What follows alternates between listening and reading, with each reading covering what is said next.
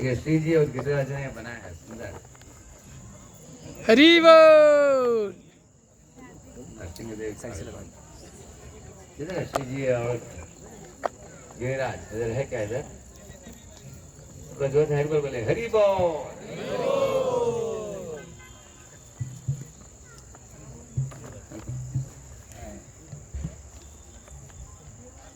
Ready है?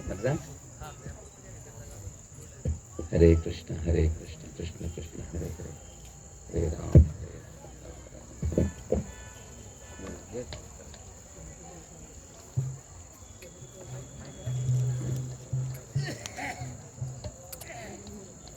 जय राधा माधव कुंज विहारी, गोपी जन वल्लभ गिरिवरधारी। जय राधा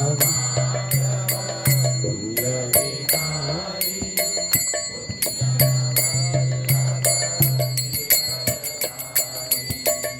यशोदानंदन व्रज जनरंजन, यमुना तीरावन सारी। यशोदानंदन व्रज जनरंजन, यमुना तीरावन सारी। जय राम माधव कुंज विहारी, गोपी जन वल्लभ गिरिवरधारी। जय राधा माधव कुंज विहारी, गोपी जन वल्लभ गिरिवरधारी। यशोदानंदन व्रज जनरंजन, यमुना तीरावन सारी। यशोदानंदन व्रज जनरंजन, यमुना तीरावन सारी।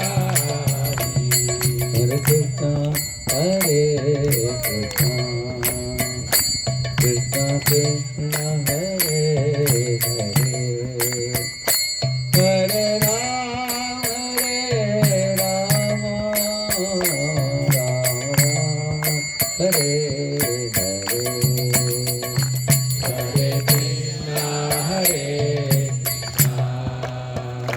कृष्ण कृष्ण कृष्ण हरे हरे, हरे राम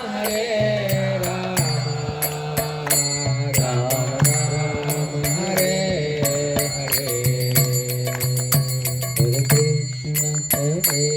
कृष्ण कृष्ण कृष्ण हरे हरे, हरे राम राम राम हरे हरे। हरे कृष्ण कृष्ण कृष्ण हरे हरे, हरे राम राम राम हरे हरे। हरे कृष्ण कृष्ण कृष्ण हरे हरे, हरे राम राम हरे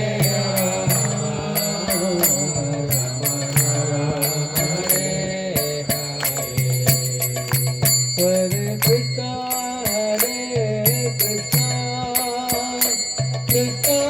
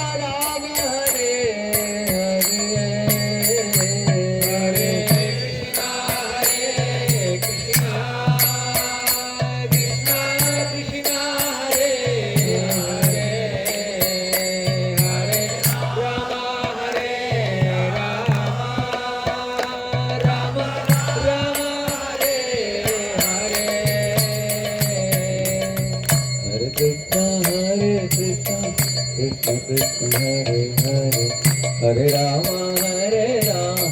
राम राम राम हरे हरे हरे कृष्ण कृष्ण हरे हरे हरे राम राम राम हरे हरे हरे कृष्ण कृष्ण कृष्ण हरे हरे हरे राम राम राम हरे हरे हरे कृष्ण कृष्ण कृष्ण हरे हरे हरे राम राम हरे हरे हरे कृष्ण कृष्ण कृष्ण हरे हरे हरे राम हरे हरे हरे कृष्ण कृष्ण कृष्ण हरे हरे हरे राम हरे हरे हरे कृष्ण कृष्ण कृष्ण हरे हरे हरे राम हरे हरे हरे कृष्ण कृष्ण कृष्ण हरे हरे हरे राम हरे हरे हरे कृष्ण कृष्ण कृष्ण हरे हरे राम हरे हरे हरे कृष्ण कृष्ण कृष्ण हरे हरे हरे राम हरे हरे हरे कृष्ण कृष्ण कृष्ण हरे हरे हरे राम हरे हरे हरे कृष्ण कृष्ण कृष्ण हरे हरे हरे राम हरे हरे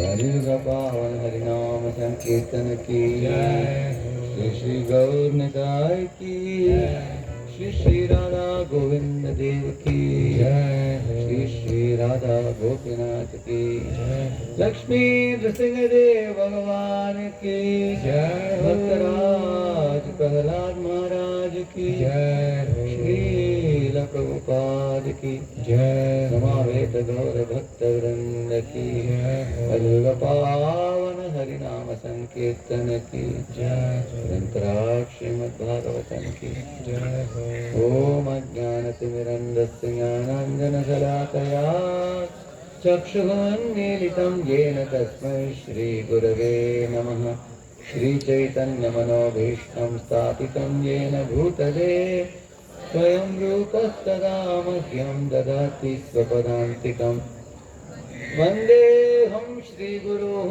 श्रीयुतपदकमलं श्रीगुरुं वैष्णवांश्च श्रीरूपं साग्रजातं सहगणरघुनाथान्वितं तं सजीवं साद्वैतं सावधूतं परिजनासहितं कृष्णचैतन्यदेवं श्रीराधा कृष्णपादान् सहगणललिता श्रीविशाखान्वितांश्च नमो ॐ विष्णुपादाय कृष्णपृष्ठाय भूतले श्रीमते भक्तिवेदान्तस्वामिनिति नामिने नमस्ते सारस्वते देवे गौरवाणी प्रचारिणे निर्विशेषा शून्यवादी पाश्चात्यदेशकारिणे नमो महावदन्याय कृष्णप्रेमप्रदायते कृष्णाय कृष्णचैतन्यनाम्ने गौरत्विषे नमः वन्दे श्रीकृष्णचैतन्यनित्यानन्दसहोदितौ गौडोदये पुष्पवन्तौ चित्रौ शम्दौ तमोनुदौ आजानुलम्बितभुजौ कनकावधातौ सङ्कीर्तनैकपितरौ कमलायताक्षौ विश्वम्भरौ द्विजवरौ युगधर्मपालौ वन्दे जगत्प्रियकरौ करुणावतारौ उग्रं वीरं महाविष्णुं ज्वलन्तं सर्वतोमुखं नृसिंहं भीषणं भद्रं मृत्योर्नमाम्यहम् श्रीनरसिंह जय नरसिंह जय जय नरसिंह प्रह्लादेश जय पद्मामुख पद्मभृङ्ग जय श्रीकृष्ण चैतन्य प्रभु नित्यानन्द श्री अद्वैत गदाधर श्रीवासादि गौरभक्तवृन्द हरे कृष्ण कृष्ण कृष्ण हरे हरे हरे राम राम राम हरे हरे ओम नमो भगवते वासुदेवाय सब लोग बोलिए। ओम नमो भगवते वासुदेवाय। ओम नमो भगवते वासुदेवाय। ओम नमो भगवते वासुदेवाय। ओम नमो भगवते वासुदेवाय। नारायणं नमस्कृत्य नरं चैव नरोत्तमं देवीं सरस्वतीं व्यासं ततो जयमुदीरये। नष्टप्रायेष्वभद्रेषु नित्यं भागवत सेवया भगवत्युत्तमश्लोके भक्तिर्भवति नैष्ठिकी। कृष्णाय वासुदेवाय देवकी नन्दनाय च नन्दगोपकुमाराय गोविन्दाय नमो नमः। हरे कृष्णा। आज हम लोग इधर सतारा में दर्शन चतुर्दशी उत्सव मना रहे हैं। इस दुनिया में कोई भी क्रोध को नहीं चाहता। अनेक लोग जो क्रोधित भी हो जाते हैं, नाराज हो जाते हैं, बाद में पछताते हैं और सोचते हैं कि ऐसा नहीं बोलना था, ऐसा नहीं करना था। तो क्रोध एक अवगुण माना जाता है। लेकिन अगर आप भागवत पढ़ेंगे पृथु महाराज बहुत देर तक सोचकर उसके बाद क्रोध किया उन्होंने, ऐसे बताया है भागवत में।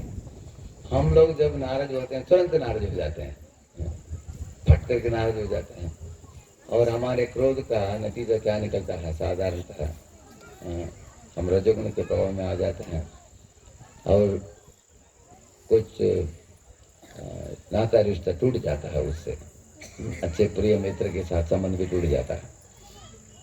लेकिन पृथु महाराज जब धरती के ऊपर नाराज हुए उस समय उन्होंने सोचा कि हम इतने यज्ञ कर रहे हैं लेकिन धरती कुछ नहीं दे रही है, तो इसे लंबे समय के लिए सोच विचार कर उसके बाद क्रोध किया उन्होंने। इसलिए उनके क्रोध सत्वगुण से उदय हुआ, कुछ कार्य को लाभ करने के लिए। उसके बाद तो पढ़ते हैं पृथु महाराज के सेक्शन में, धरती सब कुछ देने लगी, सब तरह की जरूरतों को देने लगी। इसी तरह है भगवान नरसिंह देव की क्रोध भी सबके लिए लाभदायक है, भलाई करने वाला चीज़ है। अगर कोई चोर हाथ में चाकू लेकर किसी व्यक्ति के वक्षस्थल पर है तो पेट में मार रहा हो, वो व्यक्ति चिल्लाएगा भी और चोर को देखकर बाकी लोग भी चोर को पकड़ेंगे, पुलिस को हैंडल करेंगे, उसको पिटाई किया जाएगा, शूटिंग किया जाएगा, क्योंकि मार रहा है। लेकिन उसी चाकू को लेकर एक सर्जियन, एक डॉक्टर, मान लीजिए आपके पिता का कुछ सर्जरी कर रहे हो, उनको ऑपरेशन टेबल में डालकर उनके पेट को काट रहा है, कुछ कर रहा है पेट में चाकू लेकर, आप उनसे नाराज नहीं होंगे आप हैं, क्योंकि आपको मालूम है कि आपके पिताजी के पेट को काट कर कुछ अंदर कुछ रिपेयर करके उनको ठीक करने वाला है। सर्जन जो है अंततोगत्वा एक मरीज व्यक्ति को ठीक करता है। इसी तरह प्रहलाद महाराज ने जब देखा उनके पिताजी नरसिंह देव जब उनके पिताजी को गोद में लेकर फाट रहे थे, प्रहलाद महाराज समझ गए कि ये मेरे पिताजी का परम सौभाग्य है, क्योंकि भगवान अपने खुद के हाथों से उनको उठाकर अपने गोद में ले लिया और उनके छाती को फाड़ कर उनको उद्धार कर रहे हैं। अगर भगवान ऐसे लोगों को उद्धार नहीं करते तो वो नरक में जाएंगे वो लोग। नरक गम्य, नरक जाने के लिए योग्य एक व्यक्ति को भगवान ब्रह्मा के स्थान दे रहे हैं, उनको मुक्त कर रहे हैं। ये तो सर्जन जिस तरह ऑपरेशन करके किसी को बचाता है उसके समान। ऐसे प्रहलाद समझ कर भगवान नरसिंह देव को एक हार पहनाते हैं, इस लीला में ऐसे पढ़ते हैं। तो ये लीला आप लोगों ने पहले भी सुना होगा, लेकिन ये लीला के पीछे मर्म जो है उसको श्रील प्रभुपाद जी श्री ईशोपनिषद में बहुत अच्छे तरीके से समझाते हैं। कुछ क्षणों के लिए हम प्रभुपाद जी के जो तात्पर्य है उसके संबंध में कुछ चर्चा करेंगे, क्योंकि हम लोगों के लिए हमारे दैनिक जीवन में उससे बहुत लाभ प्राप्त होगा। उससे आप लोग को सुनाई दे रहा है ना पीछे? आपको सुनाई दे रहा है लास्ट में? नहीं नहीं बोलते हैं वो लोग। किसको नहीं सुनाई दे रहा है? हरे कृष्णा कृष्ण कृष्ण हरे हरे। सुनाई दे रहा है आपको उधर? हरे राम राम राम हरे हरे। माताओं को पीछे सुनाई दे रहा है आपको? अब हरि बोल बोलिए उधर से, हरि बोल सुनाई दे रहा है तो ठीक है, हमको सुनाई दे रहा है, ठीक है। तो सामने बैठे लोगों को थोड़ा आवाज ज्यादा होगा, चलेगा ना आपको? किधर स्पीकर किधर? इधर ही है ना? हाँ ठीक है। हरे कृष्णा, ठीक है।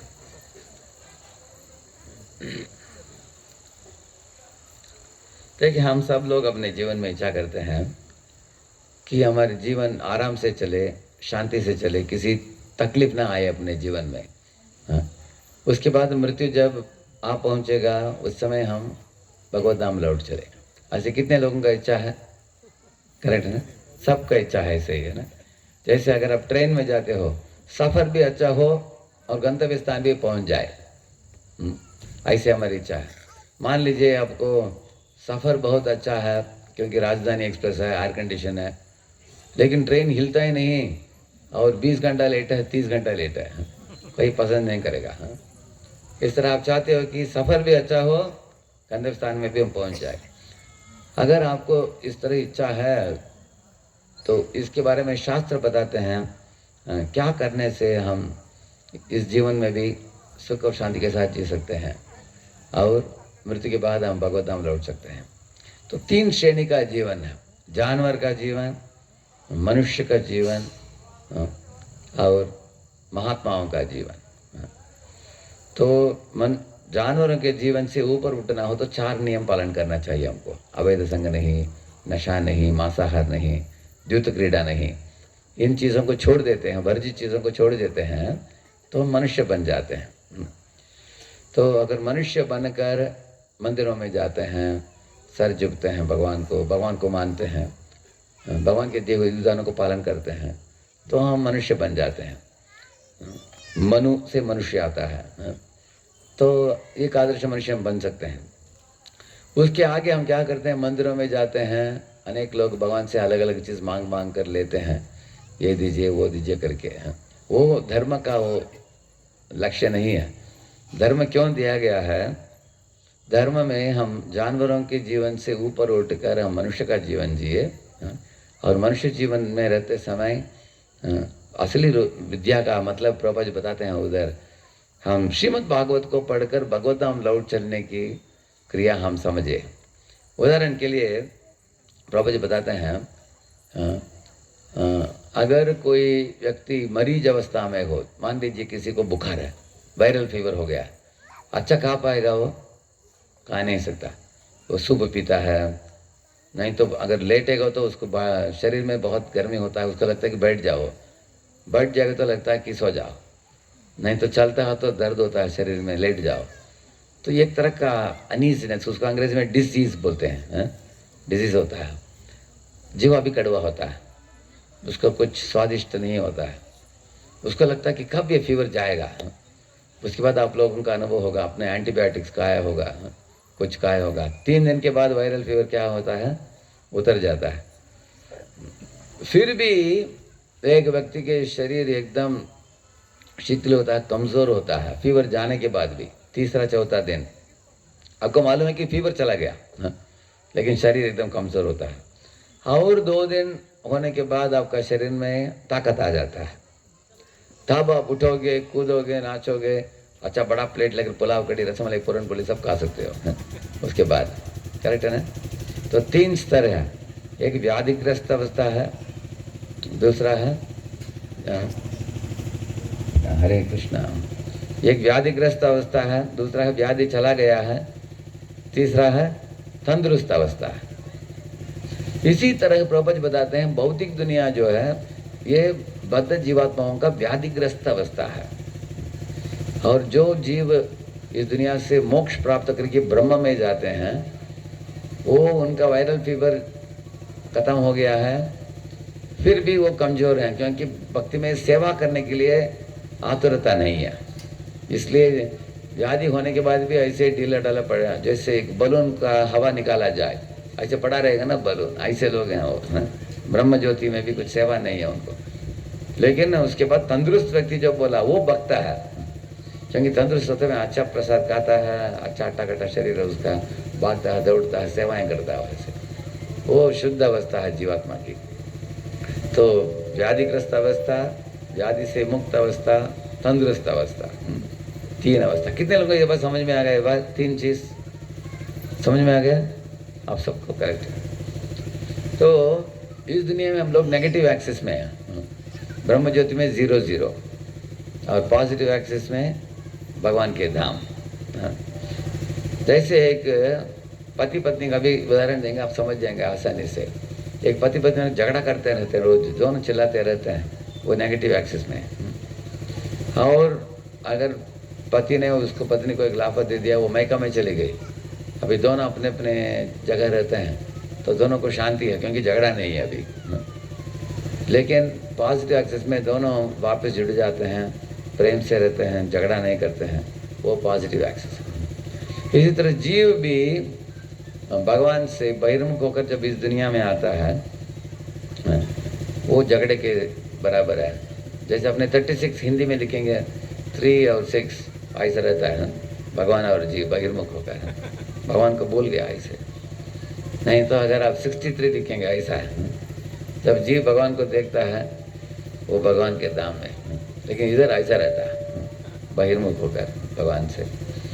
तो इस अवस्था में हम लोग प्रायः भूल ही जाते हैं कि मेरी असली स्थिति क्या है। हम सोच बैठते हैं कि ये दुनिया ही सब कुछ है और मेरे शरीर को अच्छा रखना चाहिए, अच्छा खाओ, अच्छा पियो, अच्छा नौकरी करो, पैसे कमाओ, अच्छा सजा लो खुद को, और इधर भागो उधर भागो, खाओ पियो मजा करो, बस इतना ही लोग सोचते हैं। इसके आगे सोचने वाले बहुत कम लोग होते हैं, इतना ही सोचते हैं लोग। ये देख कर मुझे एक कहानी याद आ रहा है। मैंने सुना वृंदावन में एक छोटी लड़की का जन्म हुआ, छोटी बच्ची। उसकी माँ ने बोला, अपने पति को बोला कि ये बच्ची वृंदावन में रहेगी, इधर उतना स्कूल्स नहीं है, इसको दिल्ली में भेज दो, उधर जाकर अच्छी तरह पढ़ाई करके आएगी। तो दिल्ली में भेज दिया उस बच्ची को, LKG UKG से भेज दिया उसको। वो मौसी के घर में रहती थी, लेकिन मौसी को माँ माँ बोलती थी। वो मौसी बोलती थी, मैं माँ नहीं हूँ, मैं मौसी हूँ तुम्हारी। लेकिन ऐसे ही बुलाती थी। ऐसे 3री 4थी कक्षा में आने के बाद मौसी बोलती थी, तुम घर जाते ही नहीं वृंदावन, हमेशा दिल्ली में रहती हो, चलो समर वेकेशन में जाकर आओ। वो बोली हमको अच्छा नहीं लगता हो गाँव में, इधर शहर अच्छा लगता है, मैं इधर ही रहती हूँ। तो दिल्ली में रहती थी वो। अगर वृंदावन चलती थी फिर 1 दिन के लिए जाकर वापस आ जाती थी वो। मौसी कोई माँ माँ बोलती थी, क्योंकि उसको शहर में रह कर शहर का आदत पड़ गया, वो छोड़ नहीं पाई शहर को। लेकिन उसका असली घर किधर है? वृंदावन में। असली माता पिता किधर है? वृंदावन में। लेकिन मौसी मौसा को सोच रही माता पिता। इसी तरह ये भौतिक दुनिया जो है, ये हमारे मौसी मौसा का घर है। मौसा है शिव जी, मौसी है दुर्गा जी। हम इधर आकर उनको ही माँ बाप समझकर बैठे हैं इधर ही, लेकिन हमारे असली घर गोलोक वृंदावन है। तो भगवान के धाम को छोड़कर जब इधर आए हम लोग, इधर अच्छा लग रहा है हमको, सोच रहे हैं कि यही हमारी दुनिया है, सब कुछ है। वापस लौटने के लिए कोई जीव तैयार नहीं है। चलो इधर ही पड़े रहो, ऐसे पड़े रहते हैं। इस तरह पड़े रहने का मूलभूत कारण क्या है?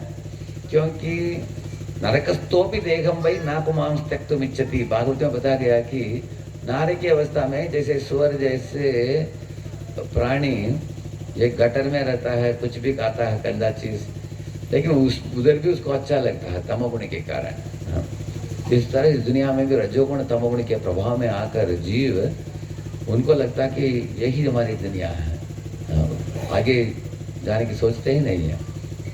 लेकिन असलियत देखा जाए तो हमारे सच्चे घर किधर है? वैकुंठ है, भगवान के धाम है। जैसे एक पत्थर को लेकर ऊपर फेंकिए, पत्थर वापस आकर नीचे ही गिरेगा ना। वो धरती से अगर आप एक पत्थर को निकाल कर फेंको, धरती में ही आएगा वो।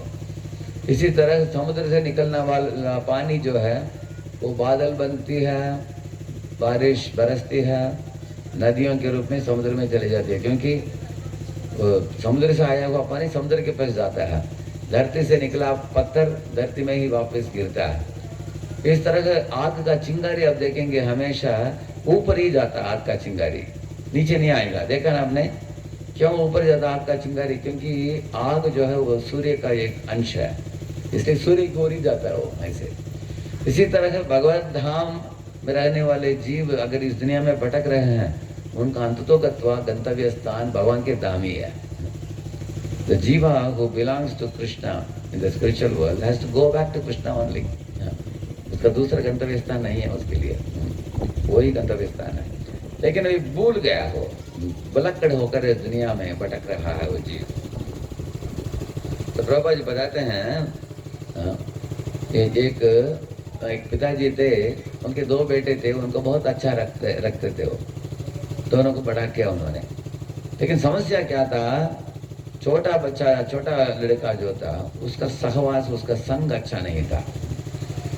उसके कुछ फ्रेंड्स ने बोला कि देखो तुम्हारे पिताजी करोड़पति है, लेकिन तुम बेटों को कुछ भी पैसा नहीं देता। लेकिन वो बोले कि दोनों बोला, वो लड़का बोला कि पिताजी जो भी मैं मांगता हूँ दे देते हैं, कपड़े चाहे तो कपड़े देते हैं, बाइक चाहे तो बाइक देते हैं, तो जो मांगता हूँ देते हैं, इसमें क्या समस्या है?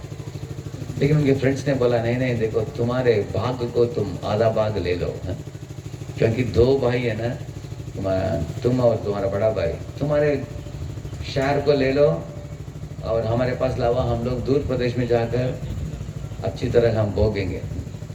तो पिताजी के पास जाकर बोला कि पिताजी आपके शहर में रहते दो, मैं निकल जा रहा हूँ घर से। पिताजी ने पूछा बेटे मैंने क्या गलती किया, कुछ दिया नहीं तुमको, हमारे साथ जुड़कर क्यों नहीं रहते, कुछ प्रॉब्लम क्या हुआ बेटा बताओ? वो बोला कुछ नहीं बोलना मुझे, मेरा भाग दीजिए, मैं अकेले जाकर रहूँगा। ऐसे बोलकर वो बेटा अपना भाग लेकर निकल गया। पिताजी नाखुश थे, लेकिन बहुत डिमांड क्या दे दिया उसको। सब फ्रेंड्स उसके साथ खुशी से गए, दूर प्रदेश में जाकर इतना गलत चीज़ों में उन्होंने पैसा खर्चा की, खाने में, पीने में,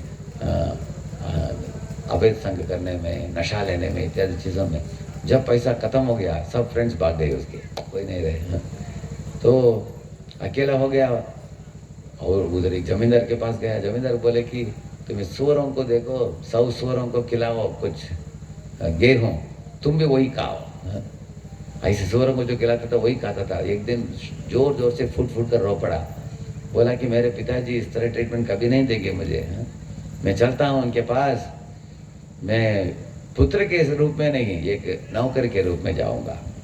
पहुँच गया उनके पिताजी के फार्म में और जाकर सर झुककर बोला पिताजी को, आप मुझे एक नौकर के रूप में ले लीजिए।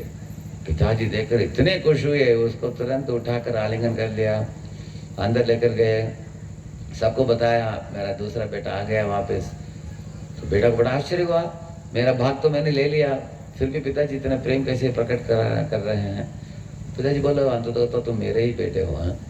इस तरह है प्रेम से उनके पिताजी ने उनको घर में रखा और उनमें दोष आरोपण नहीं किया। जो भूतकाल में उन्होंने पाप करके निकली उनके घर से, उसके बारे में कुछ नहीं पूछा, उसको खुशी से रखा पिताजी। तो ये कहानी आता है, प्रभुपाद जी बताते हैं।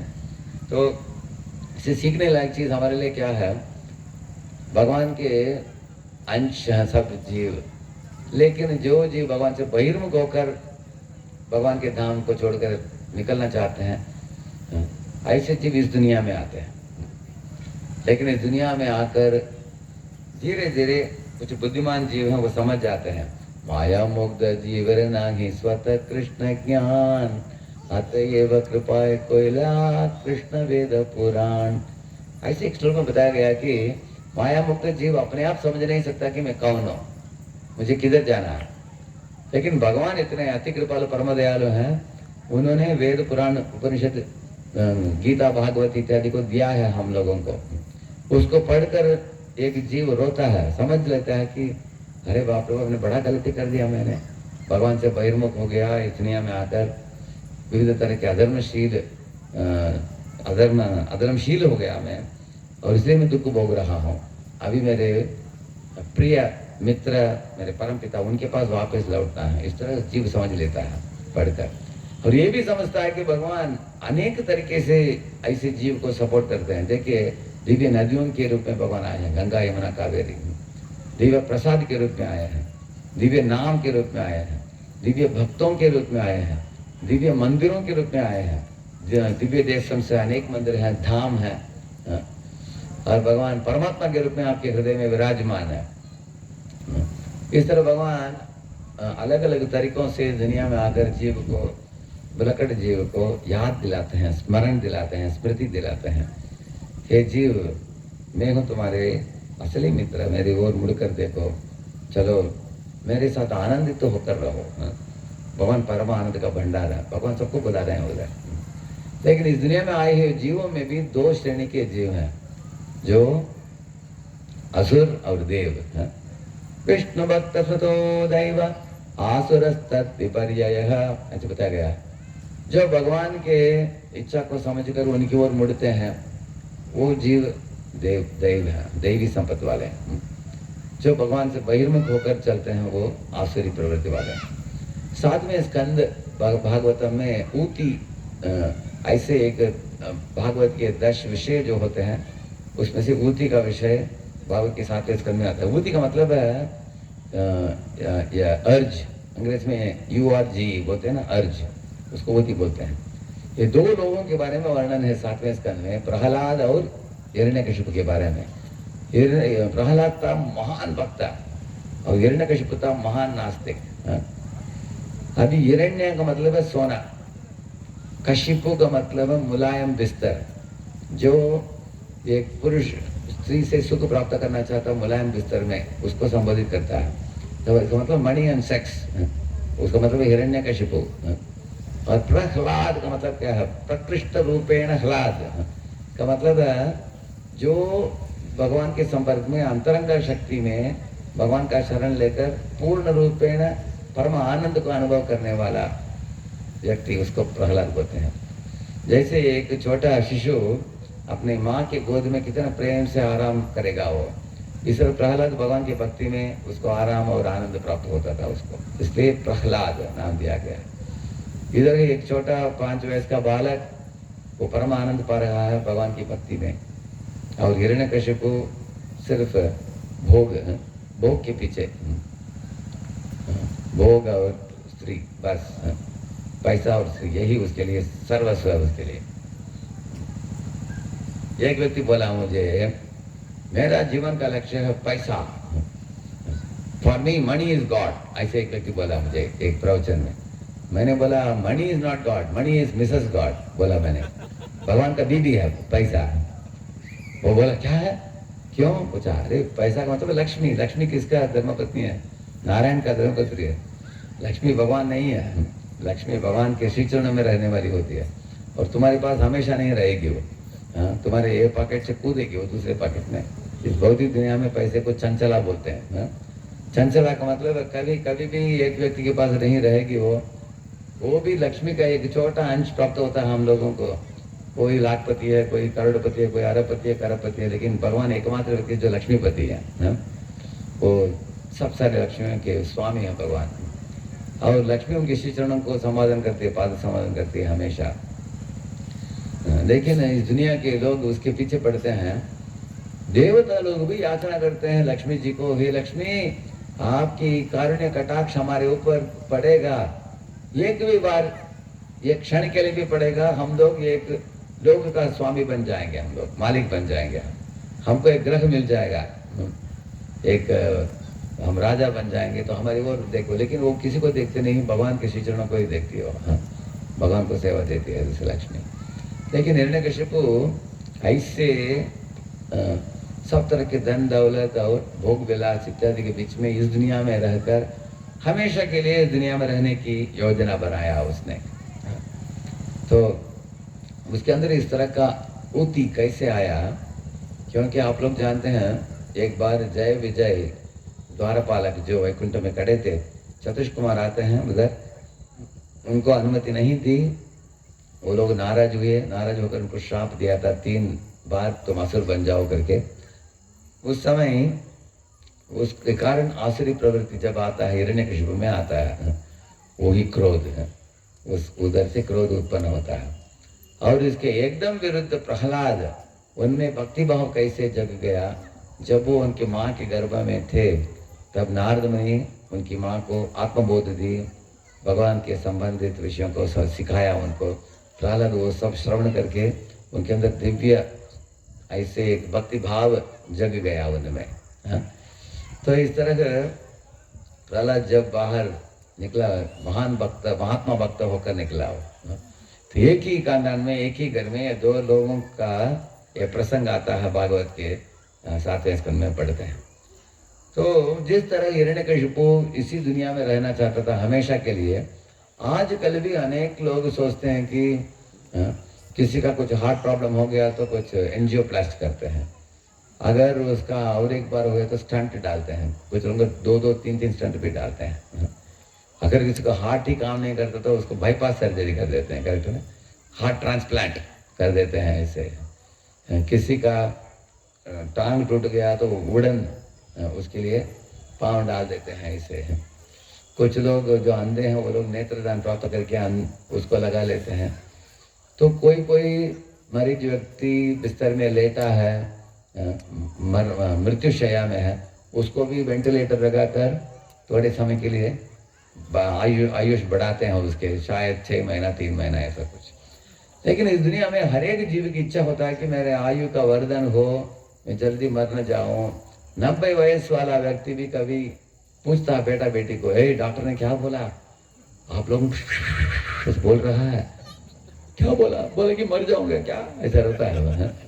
तो मतलब हर एक इंसान को इस दुनिया में जीने की इच्छा होता है, उसको जीवित आशा बोलते हैं। इसको जीवित आशा का मतलब है जितना हद तक मैं जी सकूं जियूं, और दूसरा चीज है जीते समय भी व्याधि के बिना जियो, तंदुरुस्त होकर जीना चाहिए मुझे, और तंदुरुस्ती नहीं खुशी के साथ जीना चाहिए। देखिए आत्मा जो है सत चित आनंद है, लेकिन ये शरीर जो है असत अचित निरानंद है, एकदम बिल्कुल अपोजिट है ये शरीर। आत्मा सत्य है, ये असत है, आत्मा चित्त है, ये अचित है। आत्मा आनंदित रहता है, ये निरानंद का शरीर है, व्याधिग्रस्त शरीर है। लेकिन हम लोग इस शरीर रूपी एक पिंजरे के अंदर हमको रखा गया है, लेकिन हम इस शरीर को शाश्वत काल के लिए हम भोगना चाहते हैं, ये नामुमकिन है, हो नहीं सकता। वही हिरण्यकशिपु ने इच्छा की।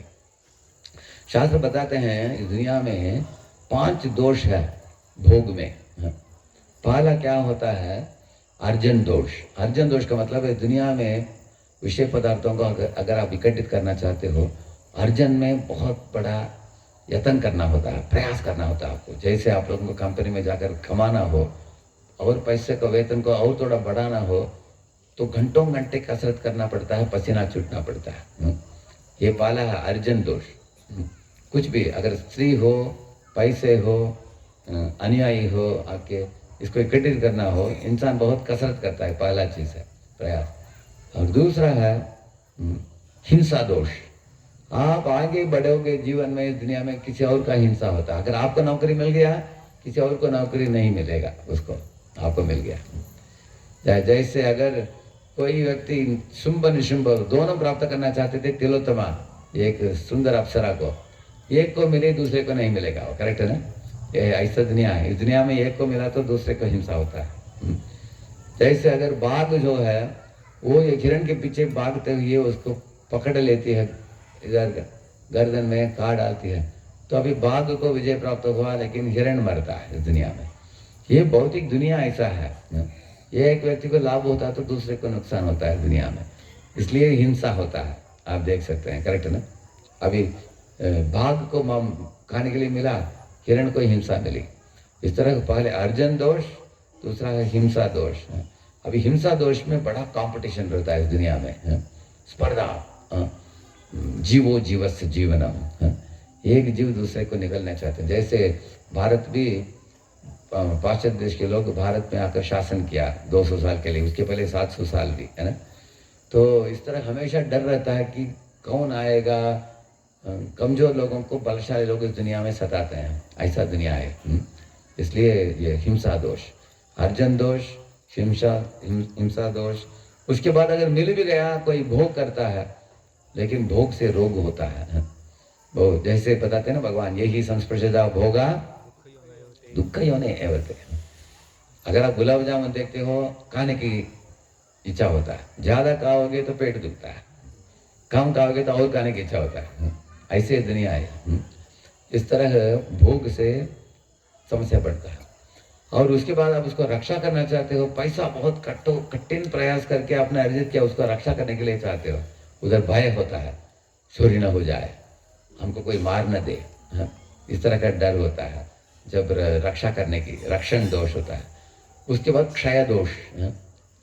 अगर कोई व्यक्ति एक पुरुष स्त्री से आकर्षित होता है, लेकिन स्त्री का शरीर, पुरुष का शरीर, सबका शरीर घटता है। देखते हैं कि एक एक करके दांत निकल जाता है, बाल निकल जाता है, खूबसूरती निकल जाता है, जोरी आ जाते हैं, करेक्ट है। क्षय दोष। इस तरह पैसा भी इकट्ठित करके रखते हो, पता नहीं कैसे, लेकिन खर्चा हो जाता है, क्षय दोष हो जाता है। इस तरह क्षय होते समय हम दुखित हो जाते हैं, लैमेंटेशन। इस तरह अर्जन दोष और हिंसा दोष, भोग दोष, रक्षा दोष, रक्षण दोष, क्षय दोष। इस तरह इस भौतिक दुनिया के इंद्रिय तर्पण में जीव को सुखी नहीं हो पाता। जीव इस दुनिया में बहुत प्रयत्न करते हैं। मूलभूत कारण क्या है? ये शरीर जीर्ण होने वाली स्थान है। ये शरीर जो है हमेशा के लिए रहने वाला नहीं है। आज रहेगा, कल नहीं रहेगा। लोग बोलते हैं ना, पूना मंदिर में हम लोग IVSS करके इस्कॉन वानप्रस्थ सेवक संघ ऐसे एक है, उसमें वानप्रस्थों का एक मीटिंग लेते हैं। और बुधवार को एक वक्त आए थे, बात भी किया शाम के टाइम। अगले दिन सुबह 9 बजे हार्ट अटैक चले गए वो। अनेक भक्त बोले, तुलसी कल ही देखा हमने मीटिंग में, कल ही बात किया। तो इस दुनिया में शरीर टिकने वाली चीज़ नहीं है, चला जाएगा। लेकिन हिरण्यकशिपु इस शरीर को हमेशा के लिए रखना चाहा। पहले तो शरीर चाहिए उसको हमेशा के लिए, इतना ही नहीं, उसको त्रिलोक अधिपति बनना चाहा अपने आप को।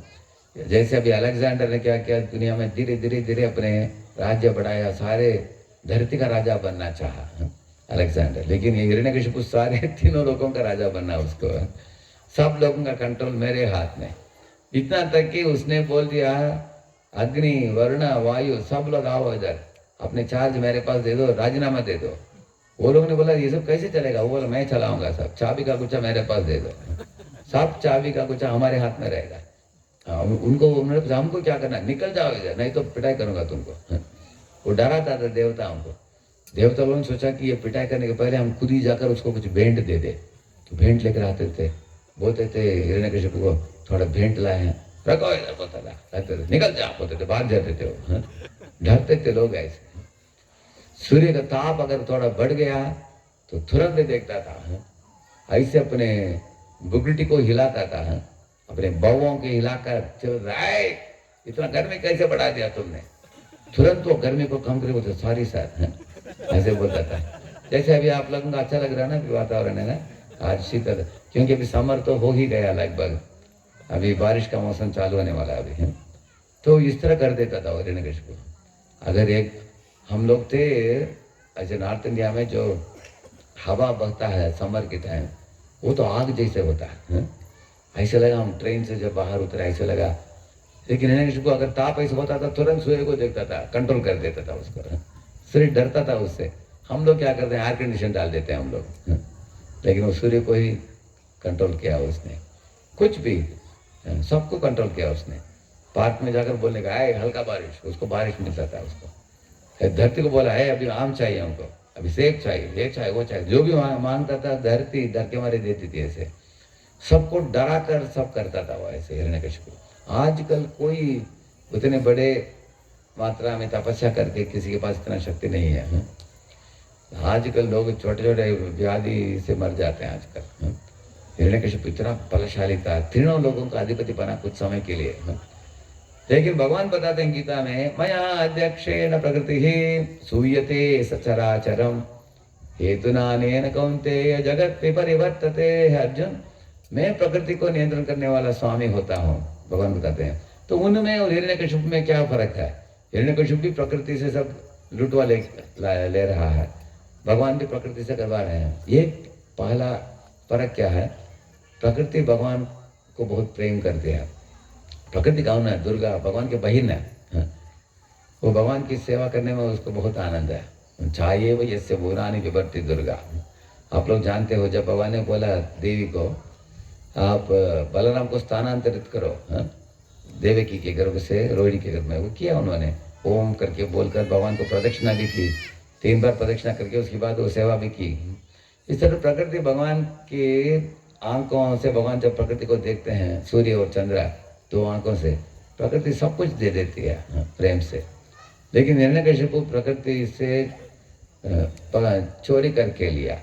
जैसे कभी कभी कोई बच्चा माता को बोलता है, मामा मुझे पैसा दो, मुझे जेम्स खाना है, कोको चॉकलेट जेम्स खाना है। माँ बोलती है नहीं नहीं बेटा, पिताजी को मांगो। पिताजी नहीं दे रहे हैं, तुम दो।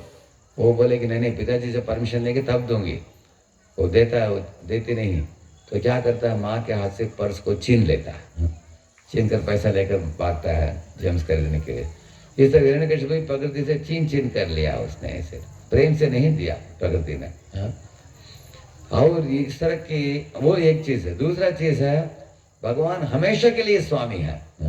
भगवान स्वामी थे, अभी स्वामी हैं और हमेशा के लिए रहेंगे।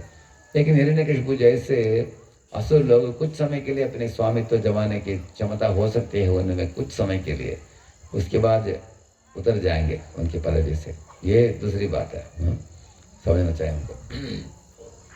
तो इस तरह से जीव व्याधिग्रस्त अवस्था क्या है जीव का? अपने आप को स्वामी मानना, भगवान को भूल जाना, सब जीवों को अपेक्षा करना कि वो सब मेरे बात माने, इस तरह सोचना, सबको नियंत्रण करना, सब सारे दुनिया के जीवों को ऐसे। ये व्याधिग्रस्त अवस्था है। इस दुनिया में किसके पास ही व्याधिग्रस्त अवस्था? हम देखेंगे, हम छोटे अवस्था में भी कभी कभी हम देखते हैं, एक सास है, उसके बहू है, उनके बीच में कंपटीशन होता है। सास सोचती है कि ये मेरा बेटा है, बहू बोलती है कि मेरे पति है। दोनों के बीच में बड़ा झगड़ा होता है, घर में भी कंट्रोल करने की इच्छा होता है। इसी तरह कंपनी में जाओ, बॉस और एम्प्लॉयज़ के बीच में बॉस सोचता है कि मेरे एम्प्लॉयज़ पर शोषण करके काम करवा ले, और एम्प्लॉय लोग सोचते हैं कि बॉस अगर 1 हफ्ते के लिए फॉरेन चला गया तो आराम करेंगे। अच्छा हो गया, 1 हफ्ते के लिए नहीं रहेगा, नहीं तो पीछे पड़ेगा, ऐसे सोचते हैं। इस दुनिया में कोई भी सेवा नहीं दे रहे हैं प्रेम से, लेकिन भगवान के धाम में सब जीव भगवान को प्रेम से सेवा दे रहे हैं। क्योंकि भगवान के सेवक बनने में आनंद ही आनंद है। क्योंकि भगवान शोषण करने वाले के स्वामी नहीं है। भगवान तो अर्जुन के सारथी बनते हैं। भगवान यशोदा माँ के रस्सी से बंधे जाते हैं। इसलिए जीव को भगवान की दास बनने के लिए डरना नहीं चाहिए भगवत धाम में।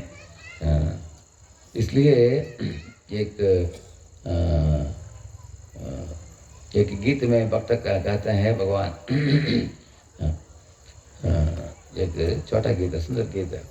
व्रजे प्रसिद्धं नवनीत चौरम गोपांगनानां चतुकुल चौरम अनेक जन्मादिता पाप चौरम चौराग्रगण्यं पुरुषं नमामि।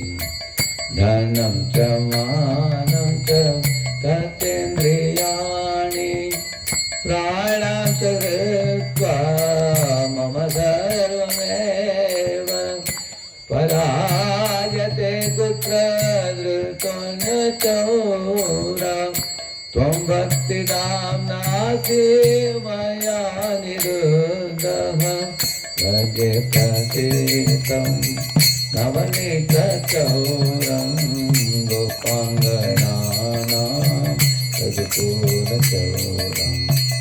गाते हैं, हे भगवान, जब आप 5 वर्ष के अंदर थे, 5 वर्ष के बालक थे, आपने माखन की चोरी की।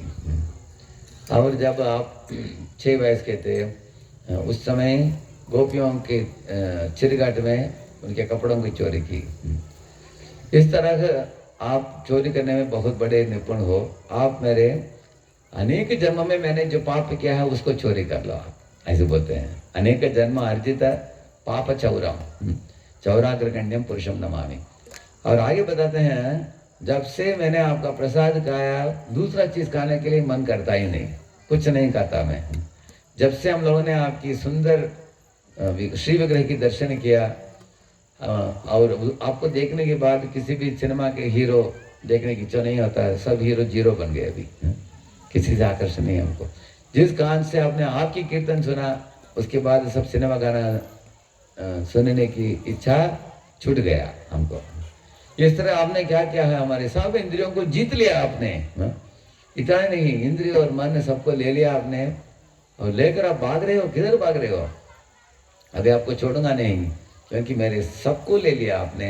आपको पकड़कर मेरे हृदय रूपी कारागार में बांध दूंगा हमेशा के लिए, ऐसे बोल रहे हैं। तो इस तरह भगवान भक्तों के हृदय में बंधे जाने के लिए तैयार है, और भगवान अपने भक्तों का अपने हृदय में बांध लेते हैं। ऐसे बोलते हैं भागवत में, साधवो हृदयम मह्यम साधूनाम हृदयम त्वहम मदन्यते न जानन्ति नाहम तेभ्यो मनागपि। भगवान बताते हैं 9वें स्कंद में, हे ब्राह्मण दुर्वास, मेरे भक्त मेरे हृदय में वास करते हैं, मैं उनके हृदय में वास करता हूँ, और मेरे भक्त मुझे छोड़कर किसी भी विषय के बारे में सोचते नहीं। नित्य निरंतर काल के लिए सदा मेरे बारे में प्रेम के साथ मेरे बारे में चिंतन करते हैं, और मैं भी उनका प्रेम से चिंतन करता हूँ। तो हमारा बिजनेस वही है, मैं उनके बारे में सोचता हूँ, मेरे बारे में सोचते हैं, और मेरी सेवा करते हैं, मैं उनकी सेवा करता हूँ। हम दोनों प्रेम से जुड़े हैं, प्रेम के बंधन में जुड़े हैं हम, और हम दोनों साथ में जब आकर कुछ करते हैं उसको लीला बोलते हैं, उसको वही लीला है। तो भगवान इस तरह से, भगवान और जीव के बीच में एक प्रेममय संबंध होता है। जैसे एक गीत आपने सुना होगा, दीन बंधु दीननाथ मेरे डोरी तेरे हाथ। वो गीत का मतलब क्या है, मेरे जीवन की डोरी आपके हाथ में मैं दे दूंगा भगवान, आप दिशा दिखाओ, मार्गदर्शन दो, हमको सत्पथ में लेके जाओ, हम कुपथ में ना फंसे, हमको कुबुद्धि ना हो, सद्बुद्धि हो। इस तरह का मीनिंग है उसका। इस तरह अर्जुन ने अपने घोड़ों का रस्सी किसको सौंपा दिया? भगवान कृष्ण को सौंपा दिया। आप घोड़ा चलाओ, आप दिखाओ हमको किधर जाना है, किसके साथ लड़ाई करना, आप बोलिए, आप जो बोलेंगे मैं करूंगा, करशे वचनम तव, ऐसे बोलकर। इसलिए दीनबंधु दीननाथ मेरे डोरी तेरे हाथ। लेकिन जब ऐसे हम करते हैं, भगवान हमसे इतने प्रसन्न हो जाते हैं, हम ये भी बोल सकते हैं, दीनबंधु दीननाथ तेरे डोरी मेरे हाथ। क्यों? क्योंकि जगन्नाथ रथ यात्रा में जगन्नाथ का रस्सी किसके हाथ में है?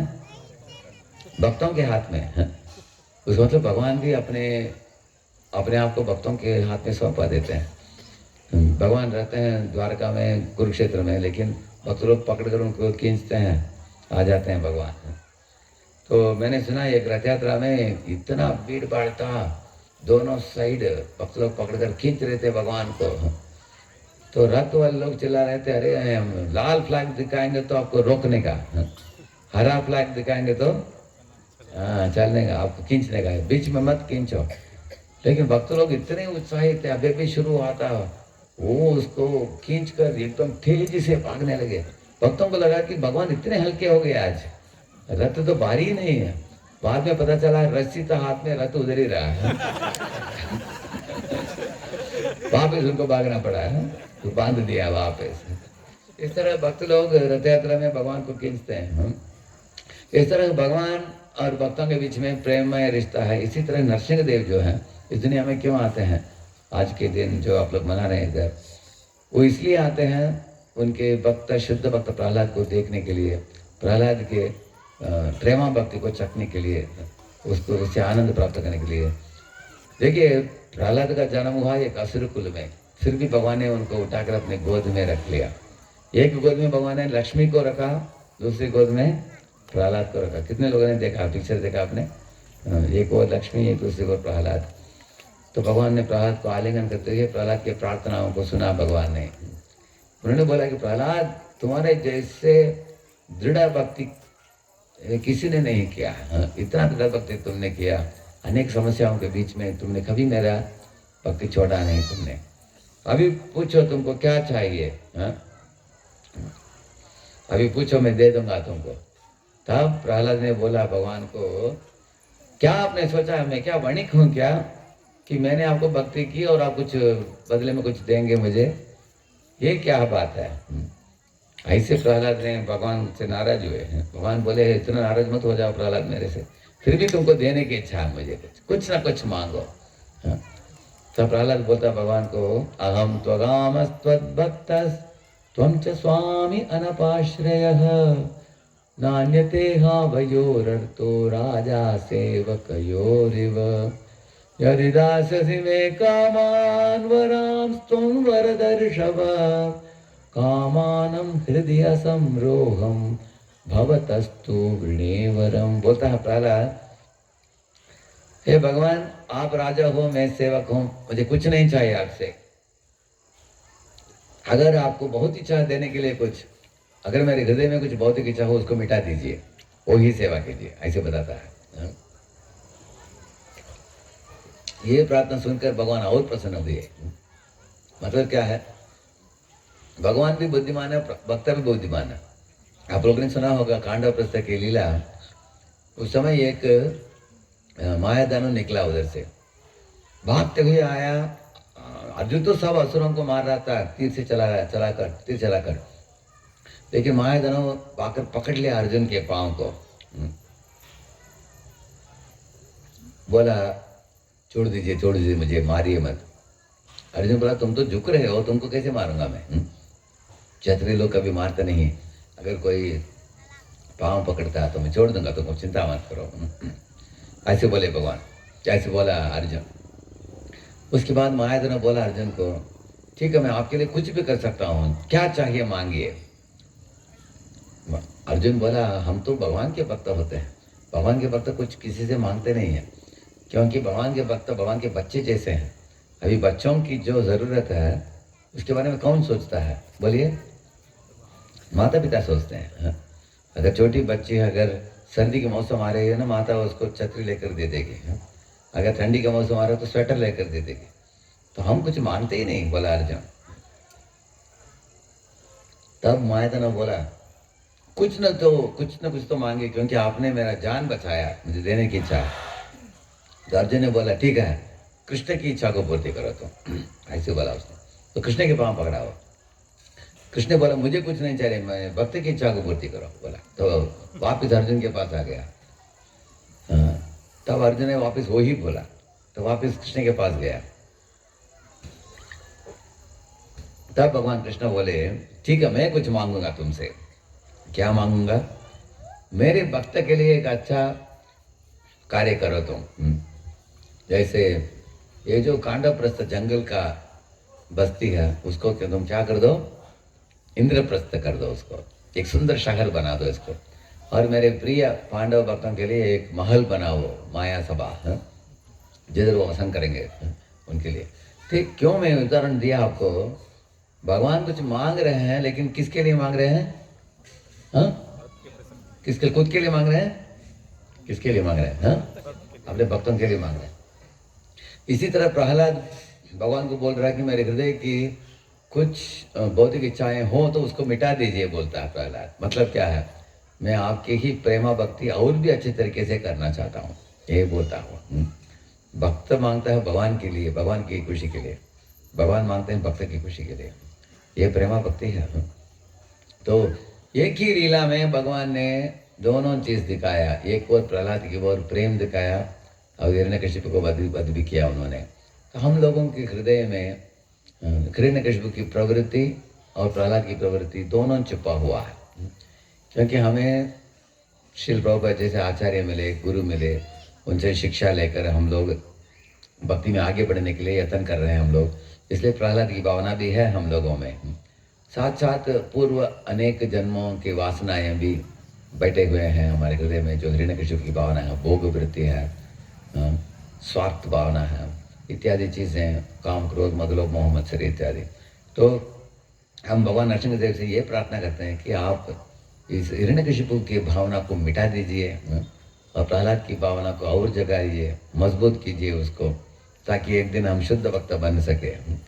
ये हमें प्रार्थना करनी चाहिए, क्योंकि प्रहलाद की भक्ति से हम प्रेरणा लेते हैं। कैसे उन्होंने जोरदार प्रचार किया अपने मित्रों को। ऐसे गुरुकुल में रहकर भी हिरण्यकशिपु के चंडामर के गुरुकुल में भी उन्होंने प्रचार की। किसी भी अवस्था में लेश मात्र भी डर नहीं हुआ उनके हृदय में। उनके पिताजी उनको मारने के लिए क्या क्या किया उन्होंने। तो उनकी दृढ़ भक्ति से हमें उनसे प्रार्थना करना चाहिए कि दृढ़ता हमको दीजिए हमारे भक्ति में, हम कभी ढीले न पड़ जाए। और भगवान से प्रार्थना करना चाहिए कि आप हमें भोग वृत्ति को मिटा दीजिए, सेवा वृत्ति को जगाइए, मजबूत कीजिए उसको। इस तरह हम प्रार्थना कर सकते हैं हम।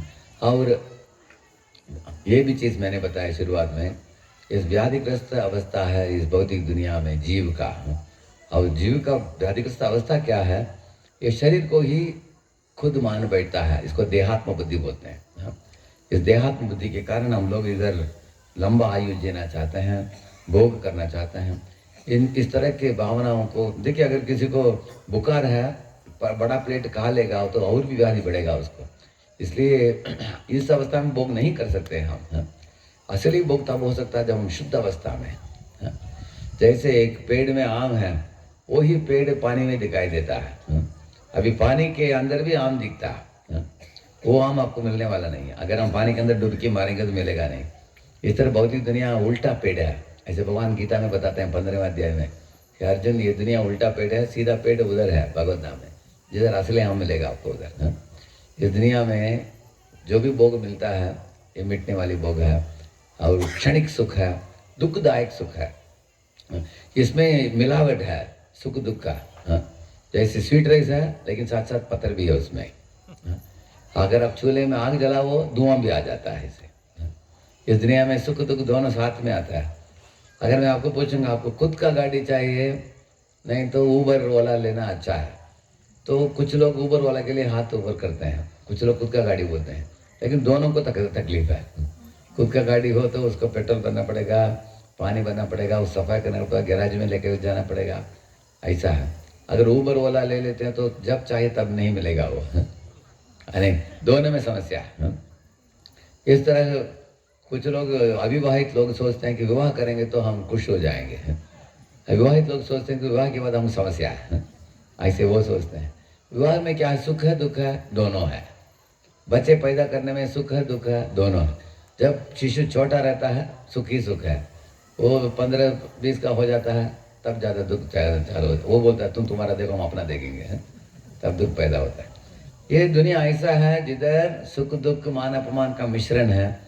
इसलिए आग और धुआं साथ में, इसको ह्लाद तापकारी मिश्रा बताया गया है। अगर आपको स्वीट राइस चाहिए उसमें पत्थर नहीं चाहिए। कितने लोगों को सिर्फ स्वीट राइस चाहिए, आपको पत्थर नहीं चाहिए, उसके लिए भगवत धाम जाना पड़ेगा हमको। ऐसे शास्त्र बताते हैं। तो भगवत धाम लौट चलो, उधर आत्मा ही आत्मा है और आत्मा के ऊपर आवरण नहीं है। अभी जो 2 आवरण आए हमारे ऊपर, सूक्ष्म शरीर और स्थूल शरीर, मन और शरीर आया है ना, ये भोगने के लिए दिए गए हैं। इसलिए इस दुनिया में इन दोनों शरीरों को लेकर हम लोग भाग रहे हैं भोगने के लिए, उतना दुख मिलता है। अगर इस शरीर को भोगने के बदले इसी शरीर को लेकर ऋषिकेश सेवनम, इंद्रियों को भगवान की सेवा में लगो, शुद्ध हो जाते हैं इंद्रिय। जैसे लोहे को आग में डालो तप जाता है वो, और आग जैसे बन जाता है, हम भी दीदीप्यमान हो जाएंगे। इसी तरह मन को नाम जप करके मन मना भव मत भक्तो, भगवान कहते हैं मन को नाम जप से मन की मलिनता को मिटा सकते हैं। बुद्धि को शास्त्र पढ़कर विवेक बुद्धि को जगा सकते हैं। गीता भागवत पढ़कर समझ जाएंगे मेरा असली स्थिति क्या है, कैसे मैं, मेरा असली स्थान है भगवान के धाम, ये दुनिया नहीं है, कैसे वापस लौटना, सब समझ जाएंगे। अहंकार को क्या करना है, भक्तों के बीच में रहकर अहंकार को मिटाना चाहिए, मिथ्या अहंकार को। भक्तों के बीच में रहेंगे, भक्त लोग कुछ बोलेंगे हमको ये मत करो वो करो, फीडबैक देंगे, उससे सुधर जाएंगे हम लोग। भक्तों के साथ झगड़ा नहीं करना चाहिए। भक्तों के बीच में रहकर अच्छी अच्छी चीज़ों को सीख कर उनको सेवा देकर नम्र बन गए तो हम भगवत धाम जाने के लिए योग्य हो जाएंगे। क्योंकि भगवत धाम में भक्त ही भक्त हैं और भगवान उनके केंद्र बिंदु है। तो उधर अगर जाकर इधर अगर झगड़ा करते तो उधर अनुमति नहीं मिलेगा हमको, क्योंकि भगवान बोलेंगे इधर आकर ट्रबल देगा वो, तकलीफ देगा वो, पहले तुम ट्रेनिंग लेकर पॉलिश होकर हो जाओ। तो प्रभुपाद ने एक उदाहरण दिया, ये डायमंड को तोड़कर पहाड़ों से निकालते हैं ना, वो अलग अलग साइज का होता है, एकदम शार्प होता है, उसको एक डब्बा में डालते हैं और प्लग ऑन कर देते हैं, गट गट गट गट गट गट गट गट गट आवाज आता है, वो एक दूसरे को पॉलिश करते हैं। तो 4-5 घंटे के बाद उसको ऑफ करके खोल कर देखो, जो पहले काला काला था जो डायमंड अभी एकदम सूर्य जैसे चमक रहा वो है, प्रकाशमय दिखता है। इसी तरह प्रभुपाद बोले कि जो हम पहले हमारे पाप कृतियों के कारण हम काले काले होते हैं, आते हैं संस्था के अंदर और अनेक साल भक्तों के बीच में रहकर गटक गटक गटक होता है, तो चिंगारियाँ निकलता है, थोड़ा झगड़ा करते हैं इसके साथ उसके साथ, बाद में ठंडे पड़ जाते हैं। तो झगड़ा करने के बाद धीरे धीरे तब जब हम 80-90 हो जाएगा तब एकदम चकाचक सब जैसे डायमंड जैसे भक्त लोग शुद्ध बन जाएंगे, ऐसे प्रभुपाद जी बताते हैं। लेकिन जो भक्तों के संग को छोड़कर चला गया वो लोग भक्ति भी छोड़ देते हैं, इसलिए हम लोग भक्तों के बीच में रहना चाहिए। इस तरह हमारी इंद्रिय, हमारे मन, हमारे बुद्धि और हमारे अहंकार सब चीज़ों को हम शुद्ध कर सकते हैं और शुद्ध करके हम भगवत धाम लौट सकते हैं इसी जन्म में।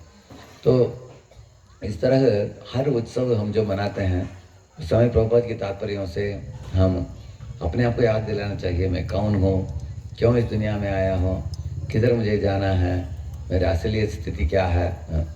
उन चीज़ों को भी जानकर जीवन में अपनाना बहुत आवश्यक है। नहीं तो हम लोग कभी कभी लीला कथा सुनते हैं तो लीला अच्छा समझ में आता है, बहुत अच्छा है, प्रहलाद अच्छा भक्त था, हिरण्यकशिपु असुर था, भगवान ने वध कर दिया उसको और प्रहलाद को राजा बनाया, हम समझते हैं। लेकिन हमारे जीवन के लिए क्या सबक है वो लेना भी बहुत आवश्यक है। तो मैं विनती करूँगा आप भक्तों से, 2 सेक्शन बहुत इंपॉर्टेंट है भक्तों के लिए। एक है 6ठा अध्याय 7वें स्कंद के 7th कैंटो 6th चैप्टर, जो प्रहलाद उपदेश देता है किसको, उनके गुरुकुल के बच्चों को, बहुत सुंदर सेक्शन है वो। और दूसरा है 7वें स्कंद के 9वां अध्याय, जो प्रहलाद के प्रार्थनाएं हैं, तो बहुत सुंदर प्रार्थनाएं हैं प्रहलाद के, तो लगभग 40-50 श्लोक हैं उधर।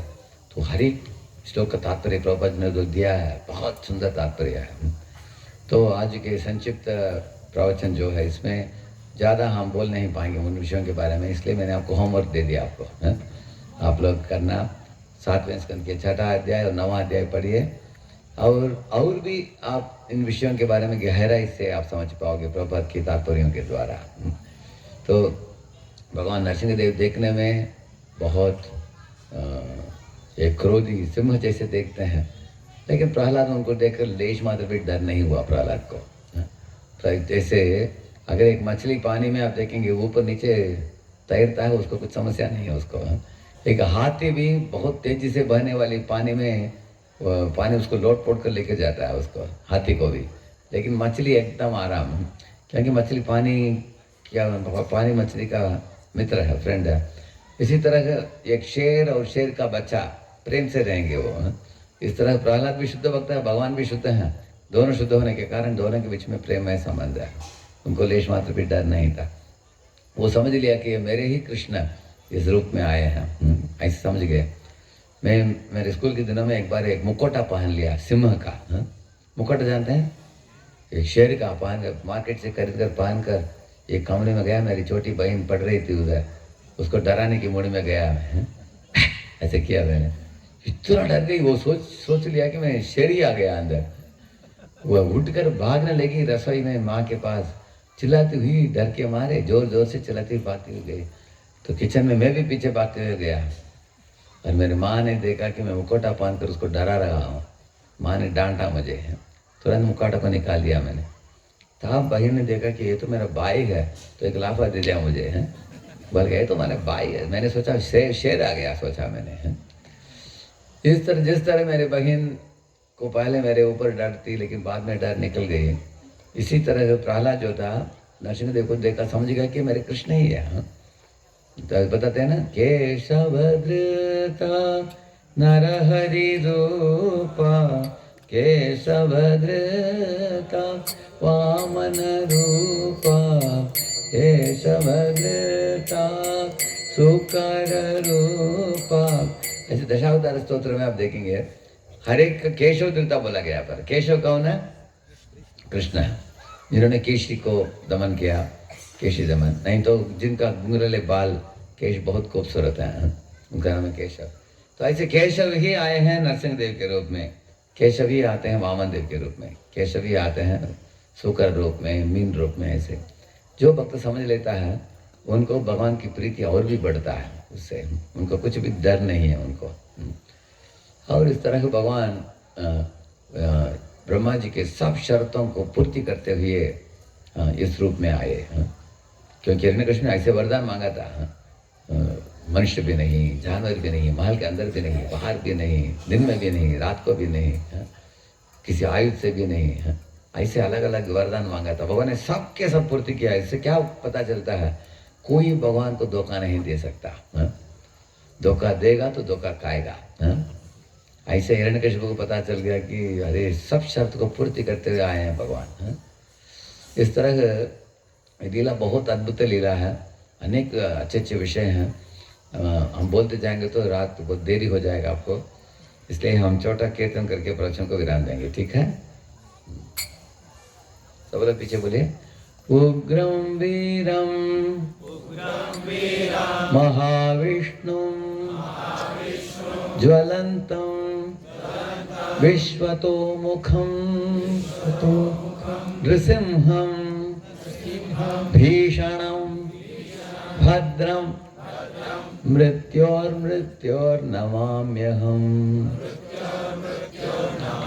भगवान भीषण है लेकिन भद्र है। भद्र मीन्स मंगलमय। देखने में भयभीत होंगे साधारण लोग, लेकिन भगवान मंगलमय है, तो मंगल पैदा करने वाले होते हैं। हिरण्यकश्यप को उन्होंने उद्धार किया, प्रहलाद को प्रेम दिया, सारे दुनिया के लोगों को सुरक्षा प्रदान की, देवताओं को और सब जनता को, धर्म को स्थापन की उन्होंने। इस तरह लीला के द्वारा सब भक्तों के हृदय को आनंद से भरा दिया उन्होंने। श्री नरसिंह जय नरसिंह, जय जय नरसिंह, प्रह्लादेश जय पद्मा, मुख पद्मा भृंगा।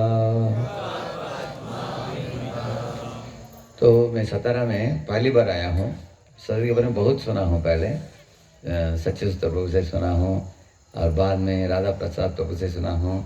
एक बार सनत कुमार प्रभु, गौरंग प्रभु, वो भी बोल रहे थे मुझे जाने के लिए। तो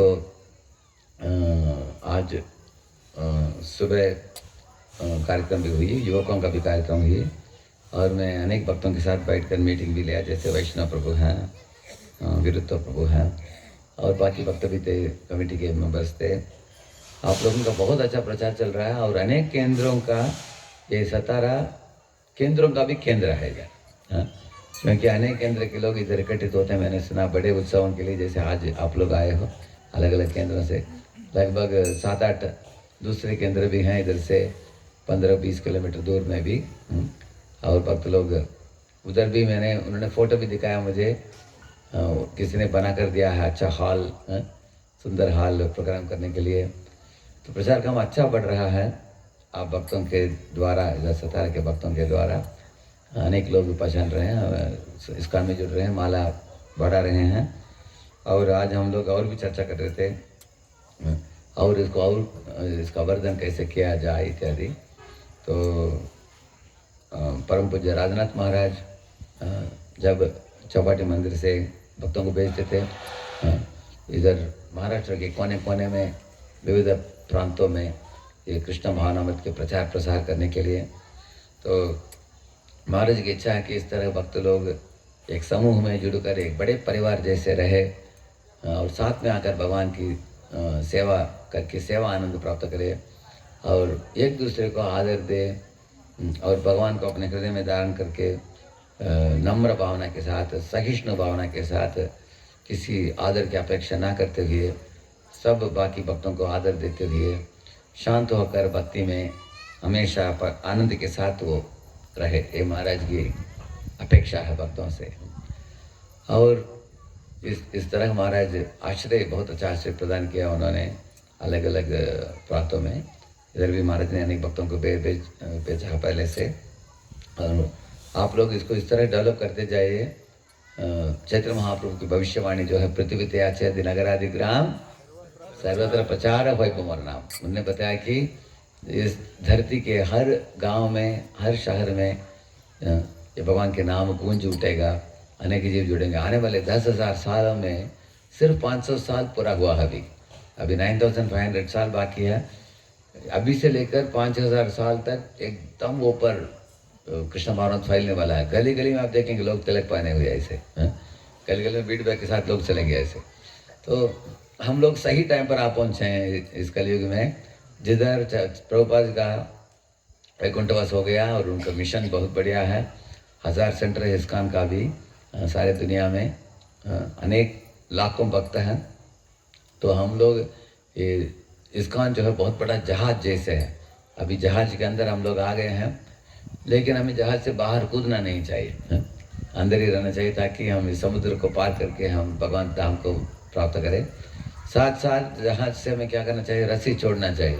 जो लोग डूब रहे हैं उनको भी उठाने का, उनको भी जहाज के अंदर लेके आकर उनको भी प्रसाद देना, हरिनाम देना, ये भक्ति मार्ग की पद्धति को सिखाना उनको। इस तरह हर प्रभु जी, हर माता जी, हर युवक, हर बच्चा, ये सबसे मेरा विनती है, आप लोग इस तरह के करेंगे तो प्रभुपाद जी का आशीर्वाद बहुत आसानी से हम प्राप्त करेंगे।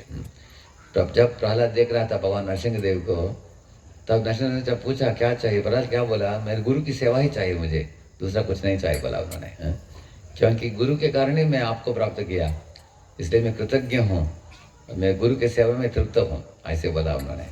तो हम लोग उनको भी जो कृपा मिला है उस कृपा को दूसरों को बंटवारा करना चाहिए। हम डांसिंग कितना कर सकते हैं, आप लोग करते हैं इधर ही, सब लोग उठ जाएंगे। श्री कृष्ण चैतन्य प्रभु नित्यानंद श्री अद्वैत गदाधर श्रीवासदि गौरा भक्तवृंद। सब लोग आए। श्री कृष्ण चैतन्य प्रभु नित्यानंद श्री अद्वैत गदाधर श्रीवासदि गौरा भक्तवृंद।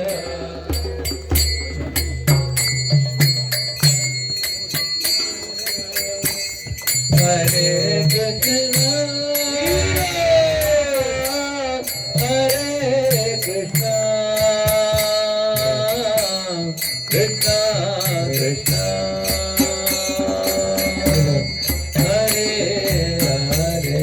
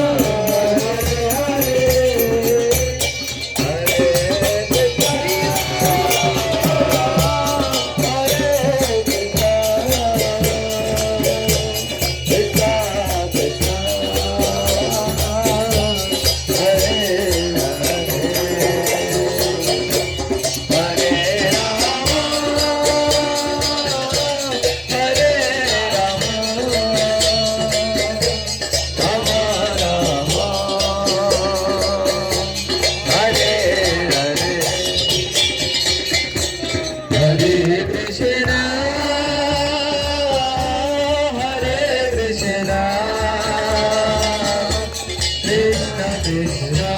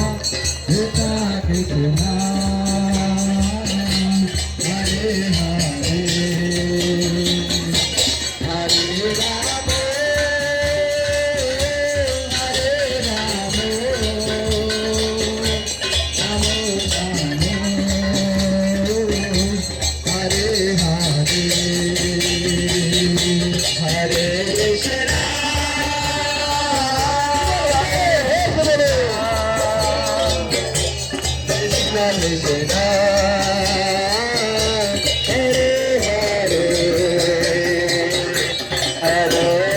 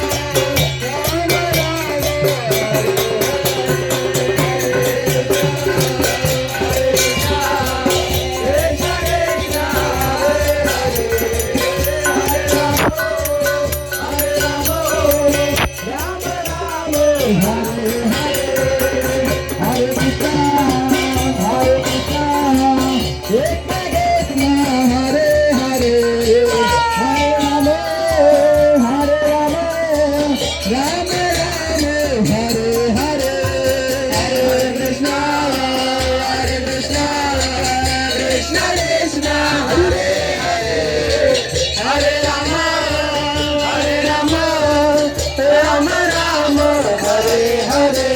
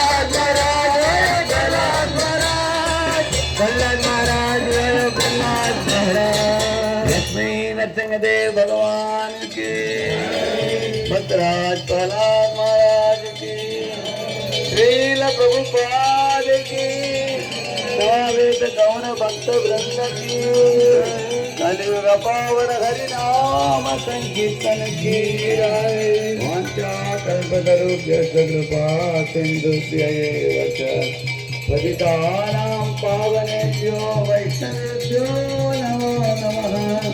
अनंत कोटि वैष्णव वृंद की, कलियुग पावन हरि नाम संकीर्तन की निताय गौर प्रेमानंद।